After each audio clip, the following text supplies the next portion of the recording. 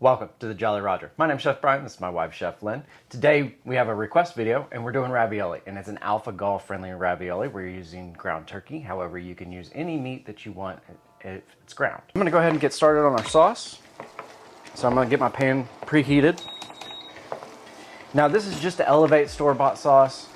They typically have more acidic flavor, and what we're gonna use is a little bit of sugar to cut down that acidity. And then I'm gonna add some mushrooms. I got a shallot that's fine minced, and a little bit more garlic, and our seasoning. I have salt, pepper, paprika, more oregano, Italian herb, and basil. And we're gonna make this taste a little bit better. We're coming up. I'm gonna go ahead and add in my oil and get that preheated as well. Don't need a lot. All right, we're gonna start with our shallot. It's gonna go in, and our mushrooms. And we're gonna saute this for a couple minutes. And then the next will be the garlic, then the sauce, and then we'll add in our seasoning. But since this is alpha gall, I decided to put mushrooms in it as well. It kind of gives more of a meat texture and an earthy taste, instead of just having turkey by itself. Now you can use an onion versus a shallot, because shallots are a little bit more expensive. That is correct. I wouldn't use a whole onion, I would use half an onion. Yeah, definitely.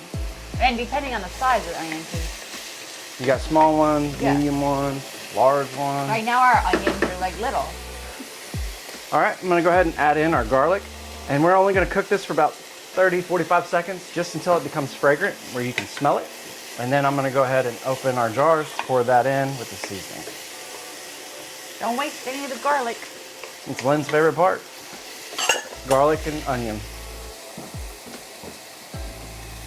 We had one that's left over from, I don't know, some other meal that we made.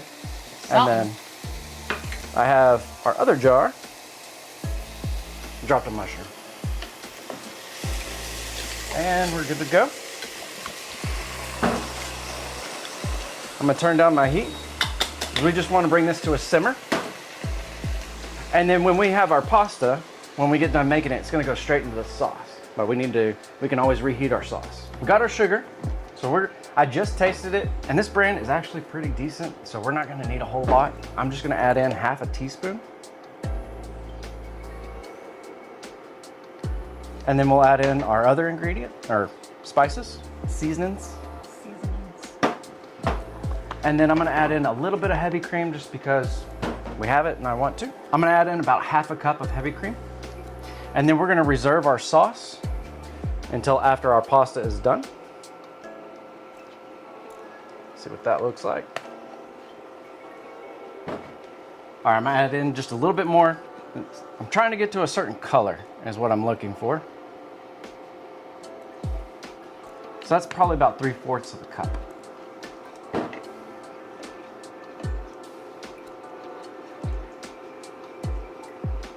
That looks good to me, I like that. All right, so we're in the middle of making this ravioli, and you know, it's really not up to my standard. I don't like the way it looks, and I think I need to think about it just a little bit more. So today's video is gonna be how to elevate your store-bought marinara to make it have a better flavor and to taste better. However, you know, I had some good ideas with this video. We did make ravioli, and then we also made fettuccine, but it just doesn't look the way I want it to. So we're gonna go back to the drawing board, and thank you for being here. And I hope you learned something about store-bought marinara. But the ravioli, it's just gonna have to wait for another day. Yep. And like, comment, share, subscribe, leave a comment on something you would like to see. But you know, I want what's very best that I can provide for you, and that's why you're here. And I don't feel like this is it. But you know, that one's not good. So we'll catch you Tuesday. All right, peace. Bingo arm. Bingo arm. Bandit. Bingo arm bandit. Bingo arm bandit. Yeah. Yeah. Is that my new nickname? Bingo arm bandit. Better watch out. Thanks, Michael. We're gonna make the pasta from scratch. I have 2 cups of all-purpose flour, and I'm gonna do it on the bench, even though if I break the volcano, it's gonna go everywhere. So I highly recommend, if you're not used to making pasta, to do it in a bowl, like a big bowl. That way you don't have to have that risk. So we make our little well in our volcano. We're gonna add a little bit of salt, just a pinch. And then I have 4 eggs that are pre-scrambled. That's gonna go in the center of the well.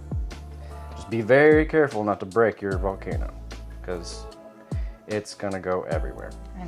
And I almost did. Yep.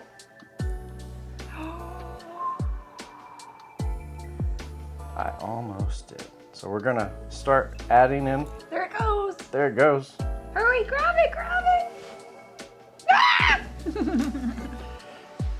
And that's why we do it in a bowl. But that's okay. I got a bench scraper here. I'm gonna make it work.